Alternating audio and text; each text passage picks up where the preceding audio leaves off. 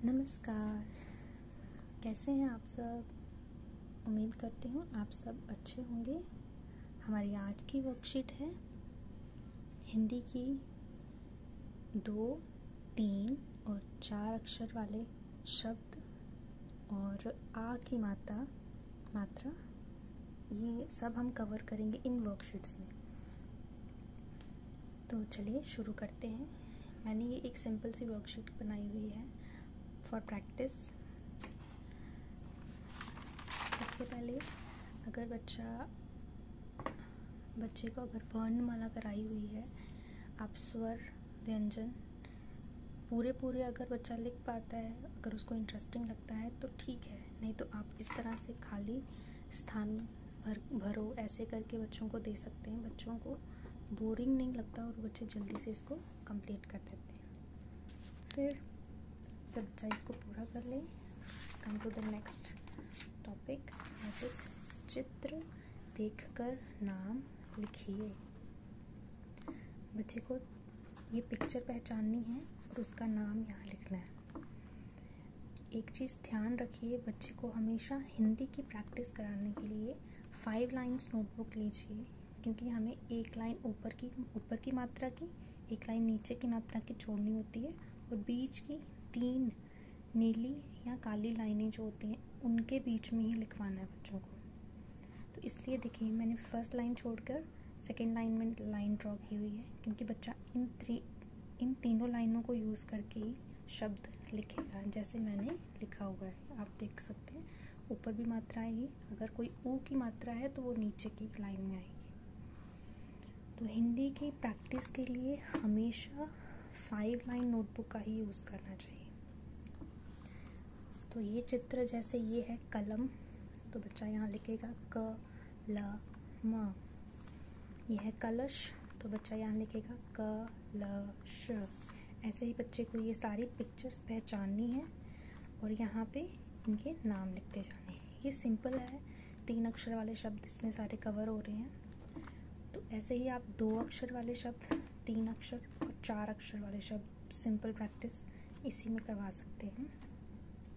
जैसे ये है नमन, हाथ जोड़े हुए हैं, जैसे किसी को हम नमन करते हैं, नमस्कार करते हैं, नमन। मटर, सड़क, कमल, तो ये सारे सिंपल से शब्द है, सरल शब्द जो हैं, 3 अक्षर वाले शब्द। ये अमात्रिक शब्द हैं, इसलिए बच्चों को ज़्यादा कन्फ्यूजन नहीं होती। ये वाली वर्कशीट्स LKG से लेके फर्स्ट क्लास तक के बच्चों के लिए ये बहुत ही हेल्पफुल है। हिंदी की वोकैबुलरी स्ट्रॉन्ग करने के लिए, हिंदी की हैंडराइटिंग इम्प्रूव करने के लिए, प्लस बच्चों का हिंदी में इंटरेस्ट डेवलप करने के लिए ये वाली वर्कशीट्स बहुत ही ज़्यादा रोल प्ले करेंगी। सो नेक्स्ट क्वेश्चन है, चित्र की सहायता से वाक्य पढ़िए और लिखिए। जैसे ये मैंने पिक्चर ड्रॉ की है, देन फिल अप डैश पर मत टहल। ये किसकी पिक्चर है, बच्चे को पहचानना है। जैसे ये है सड़क, तो बच्चा लिखेगा सड़क, सड़क पर मत टहल। पिक्चर देखकर नरम नरम, ये किसकी पिक्चर है, मटर, तो यहाँ पे आएगा मटर, मटर चक। फिर है ये पिक्चर है कमल की, तो यहाँ पे आएगा अमर कमल पकड़। इसी तरह कलश, अमर कलश उधर रख।